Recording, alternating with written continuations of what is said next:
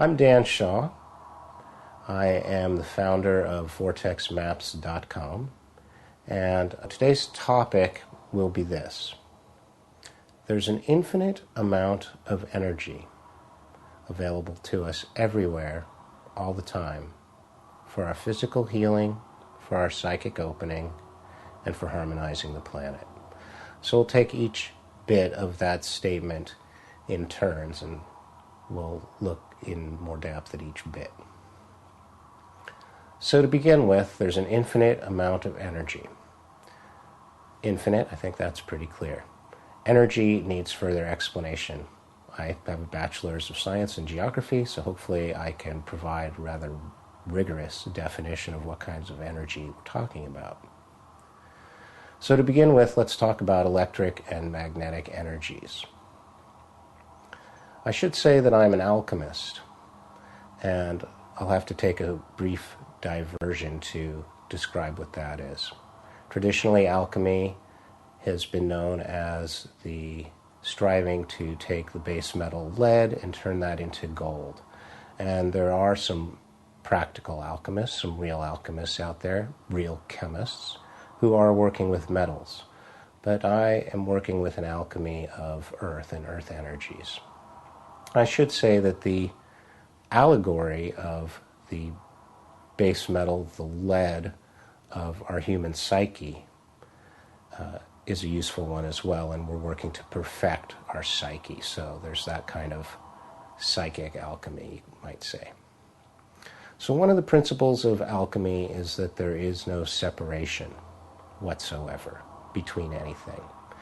And the point I want to make now is that there's no separation between our human energy field and the planetary energy field. The human body is an electrochemical body. Every cell has chemicals in it, has its electrical field, and some people can perceive that visually, and that's called the aura. And we also have an energy system which in Chinese medicine, the acupuncture system, is composed of meridians and points. And I would say that the microcosm is reflected in the macrocosm, and vice versa.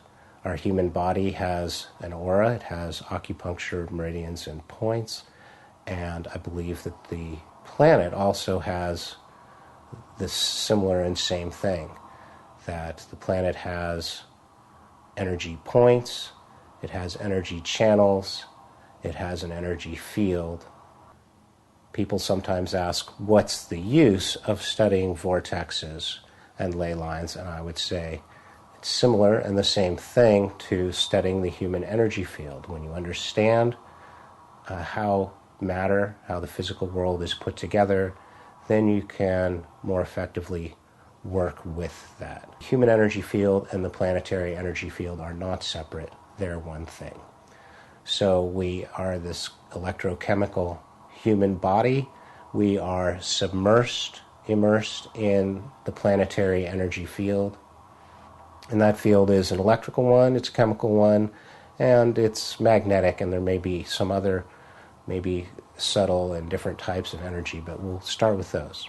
So the planet has an incredibly active electrical field. There are scores of electrical lightning strikes happening every second around the planet. The water, especially salt water, carries electrical fields, and soil is often saturated with water. It carries electrical currents, and using geophysical tools, we can measure electrical conductivity and resistivity in soil. And I also want to mention that granite-bearing rock has quartz crystal in it. Quartz crystal is piezoelectric. In other words, under pressure, it does generate an electrical charge. And of course, in rock underneath the earth, quartz crystal is under pressure. So there are electrical currents in the earth, above the earth as well. Of course, in clouds and lightning storms and such, we've talked about that, but Perhaps there's a more subtle level, I'll just suggest. So the human electrical body is in this very dynamic and changing planetary electrical body. Magnetism, next. We know that magnetism is not separate from electricity. We know about electromagnets and how to generate magnetism using electricity. So those perhaps two distinct types of energy are really part of like a unified field. They're different faces of the same coin, perhaps. So just want to be specific and not vague about the kinds of energies we're talking about. We're talking about electrical energies, we're talking about magnetic energies, and I want to talk about gravitic energies. And these are, again, the point is that there's an infinite amount of energy available to us. So gravitic energies, these are also highly dynamic energies. They're measured not just in the vertical. People think of gravity pulling down, but gravity is actually measured in the X, Y, and Z axis. It also pulls horizontally. I had a great example of this in Switzerland at Saint Maurice, which is a pass through the Alps. You're in a point where there's, at Saint Maurice, where there's a tremendous amount of gravity in the horizontal plane because you're at the foot of the Alps on both sides. Also underground, if you're in a cave, the gravitational field deep underground in caves is different from what it is at the surface. So there's an infinite amount of energy on the planet. Planetary energy, energy of the Earth, but also, obviously, the Earth's magnetic field is influenced by the magnetic fields of the Sun and the Moon in a significant way. So it's very important, this Earth's relationship to the Sun. It's a geometric kind of a relationship, and the Earth's fields, energetic fields and weather patterns are influenced primarily by the Sun. The Sun has a cycle, has many cycles, short and long cycles, and I mentioned that these magnetic and gravitic fields are dynamic, and that's due in part to the dynamic cycles of the Sun, the geometry between the Sun, the Earth, and the Moon, and also the dynamic molten part of the Earth's core, which is, there's a core that's molten, it's full of lead, it's a magnetic material, it's slowly cooling off over a long period of time, it's forming a crystal in there, and so both the inner core of the Earth and the Sun contribute to these energies that we're talking about. There's an infinite number of vortexes, really. It's, you might say, holographic. And there are vortexes around the planet which you could say are analogous to the primary chakras in the human body. But I want to say that there are many different systems for classifying vortexes. In fact, probably as many as there are vortex researchers. So you can find a number of different systems for classifying vortexes around the Earth, according to which chakra they relate to, or perhaps whether they're masculine or feminine, yin or yang. You might say positive, neutral, and negative. There's a number of different systems. But it's holographic, so there are vortexes literally everywhere on many different scales. Let's talk for a moment about the different patterns of vortexes. Perhaps the best known terminology for patterns of vortexes is ley lines. Ley lines, to be precise, are straight line alignments of sacred places. There are other kinds of alignments. There's curvy lines, for example. What might be referred to more as the dragon energy, or perhaps the feminine accompaniment to the masculine straight lines. So when I'm looking for vortexes, I'm looking for straight lines, alignments of sacred places, and I have to address statistical significance. And on any pattern of random dots, one can imagine patterns in a random collection of dots, let's say. Paul Devereaux has done some important work on statistical significance of sacred sites in straight line alignments. To avoid the possibility that we're imposing some kind of artifice, some artificial idea of the alignments on the planet, we need to make sure that there's a statistically significant number of sacred sites on a straight line in a small geographic area. So that might be 4 or 5 sacred sites in a precise rifle sight type straight line alignment in an area of just 5 or 6 miles. There are other patterns of vortexes that you can look for. You can look for circles of points. That'll be points equidistant from some central point. It turns out, as you'll read in the Vortex Field Guide, that many vortexes tend to be 54 miles in diameter. In other words, 27 miles in radius. So you'll see a central point with points around it 27 miles distant. You can see these even on a standard road map because roads often will follow the contours of rivers and mountains. So if you're looking at a road atlas, you might look for circles and half circles of 27 miles in radius.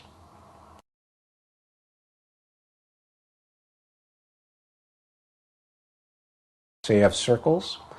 Often you'll have circles in harmonic proportion to each other. So you'll have 2 circles of the same size that are slightly overlapping to form the Vesica Pisces. Or you'll have a circle with another circle outside of it, concentric circles, where the larger circle is twice the diameter of the smaller circle. Or you may have, other than doubling, you may have a Fibonacci kind of a ratio. You'll also find sacred sites in forming patterns of triangles. The 3-4-5 Pythagorean triangle is particularly important. It plays a part in squaring the circle, as John Michel has demonstrated. Also, the 3-4-5 triangle plays a vital part of the Earth-Star Globe by Beth Higgins and Bill Becker, which I published. The 3-4-5 triangle is a very wonderful triangle because of the different types of symmetry that it can generate. Other vortex researchers have identified equilateral triangles, isosceles triangles. Vortexes also occur in patterns of stars, 5- and 6-pointed stars. And you can see that in the works of Peter Champeau. You can see it in the works of Nicholas Mann. There are a couple other types of visionary maps. I'll just mention them briefly. We'll get back to our primary topic. So we have straight line alignments. We have various geometric patterns.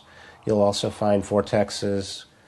These are natural and man-made vortexes occurring in patterns that reflect the constellations. So, for example, you have the pattern of Notre Dame cathedrals in France that reflect the pattern of the constellation of the Virgin, Virgo. And you'll also find power points and vortexes that seem to have some kind of a zoomorphic shape of human faces or perhaps animals. So there's a number of different kinds of visionary maps. At this moment, what we're interested in is we're interested in my statement that these vortexes occur, that this energy is available everywhere. And this energy is available all the time. So let's look at time for just a brief moment. Time is not separate from space. If you know where you are in the year, you know where you are in relationship to the sun, the moon, the other planets.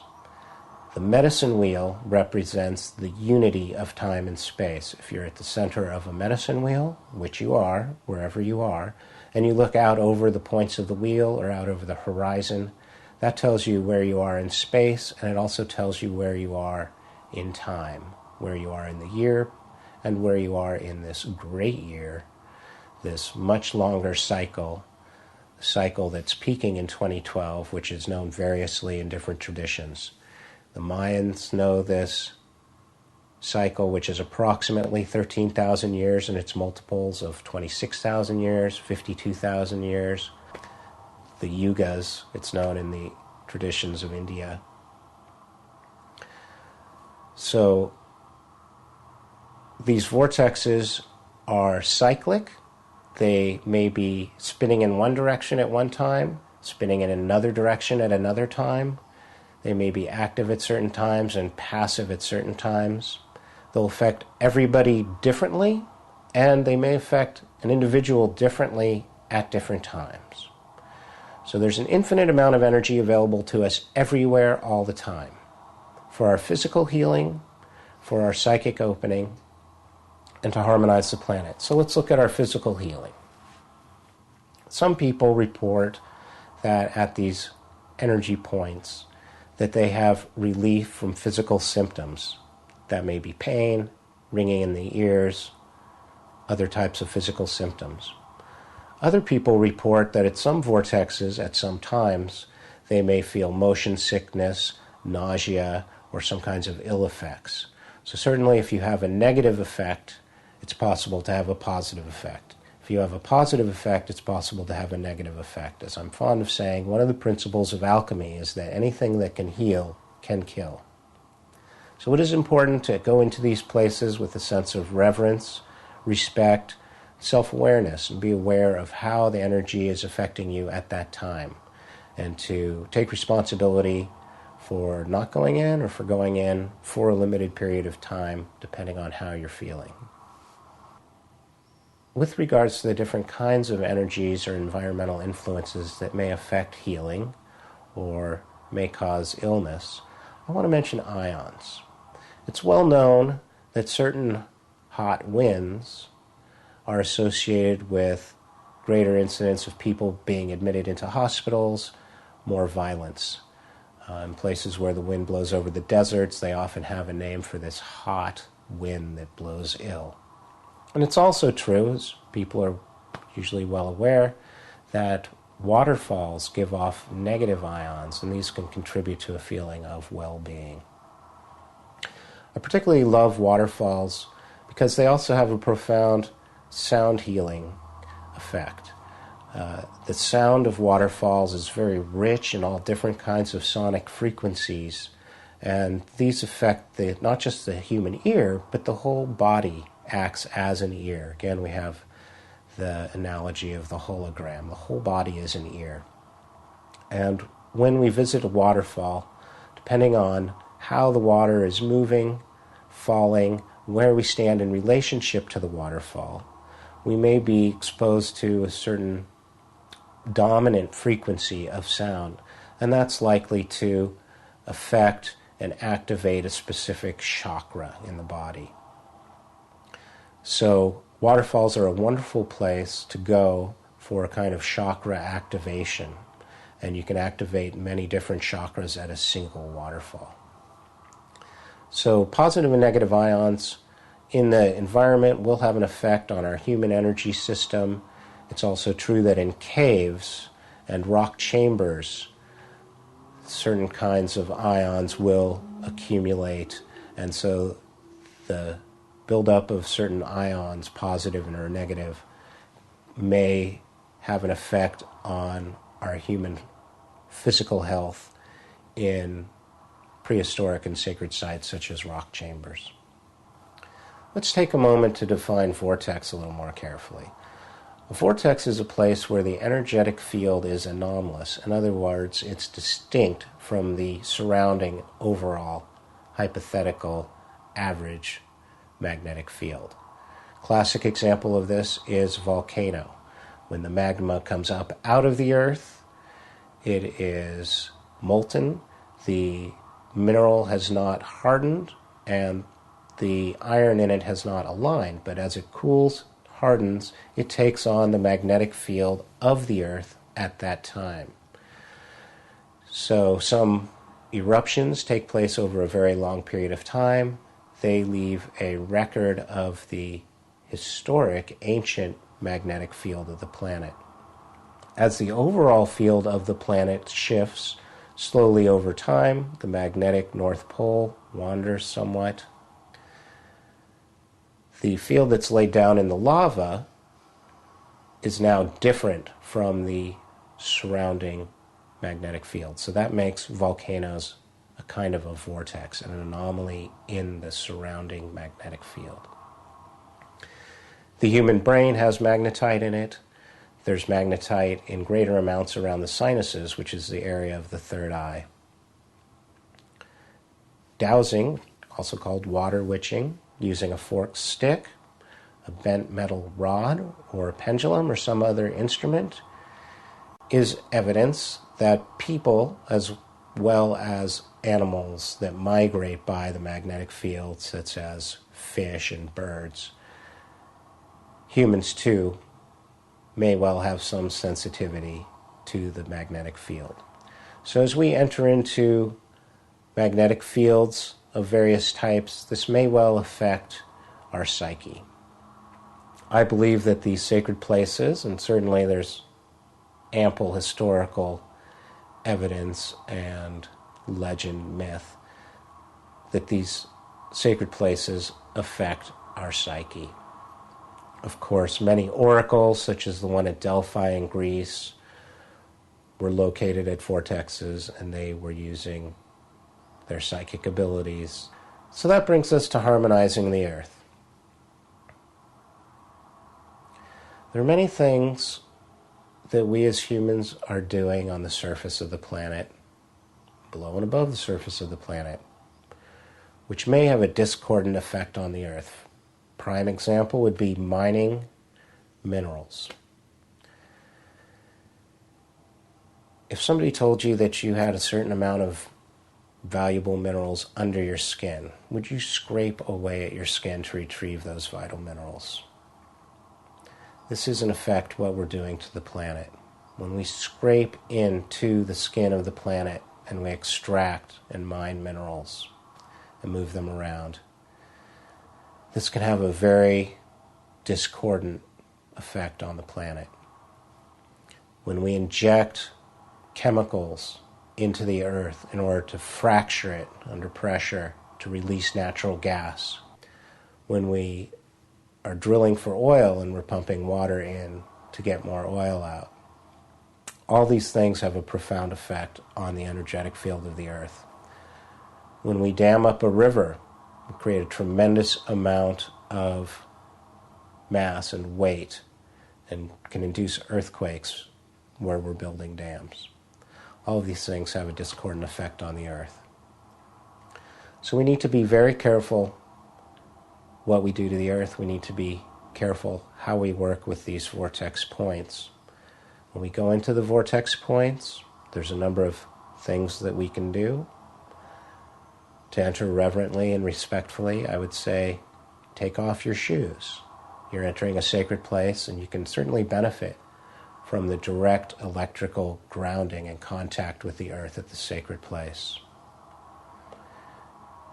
If it's possible, you can drink a little bit of the water at this sacred place.